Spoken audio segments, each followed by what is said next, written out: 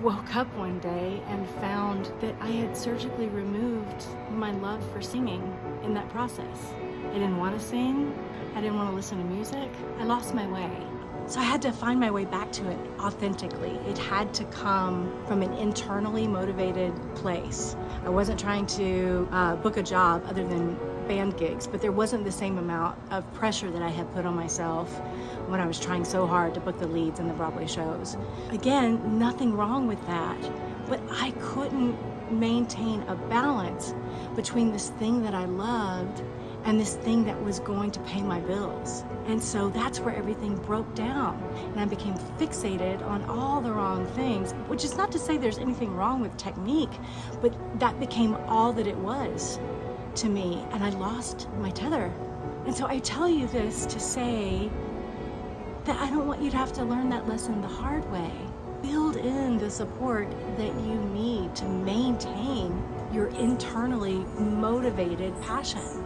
Of course, you're pursuing your career. You want to be able to make a living practicing your art, your craft, and you have to make room to keep that love pure and connected. And you have to make room for the areas in your life that matter most, meaning, relationships, engagement. I lost my engagement. I couldn't access flow anymore because I was so caught up in getting it right. Purpose, all of those things got pushed to the background. And having become untethered to them, I lost my connection. And so I had to find my way back.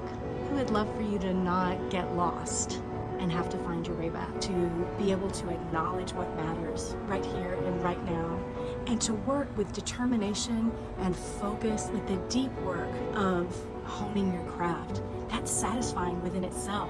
But if you're only honing your craft to try to book that job, that's dangerous. Of course you want to work, but you gotta stay level, or else you're gonna lose your whole reason for being there in the first place. Have you ever lost your connection to harmonious passion before? I'd love to hear about it. If you could drop that into the comments. And if you did lose your way, how did you find your way back? That could be really helpful for people to read too. Or you could stitch this and share about your experience with either falling into obsessive passion or finding your way back to harmonious passion when you got out of balance. Thanks for listening. May your passion stay true and your purpose stay aligned.